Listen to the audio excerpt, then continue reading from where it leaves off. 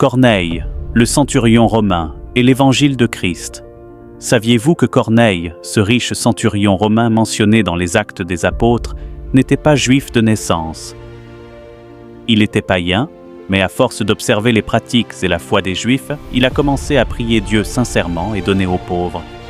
Sa quête de vérité était si intense que Dieu l'a remarqué. Un ange lui est apparu pour lui dire que ses prières et ses dons étaient montés jusqu'à Dieu comme un souvenir précieux. Imaginez ça, mais ce n'est pas tout. Bien qu'il ne connaissait pas pleinement l'Évangile, Dieu envoya l'apôtre Pierre pour l'instruire sur la vie et la mort de Jésus-Christ. C'est une leçon pour nous aujourd'hui. Dieu cherche encore des personnes comme Corneille.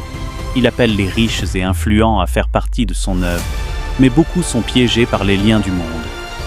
Les richesses, le statut social et même le succès ne remplissent pas le vide dans leur âme. L'argent ne peut pas acheter la paix.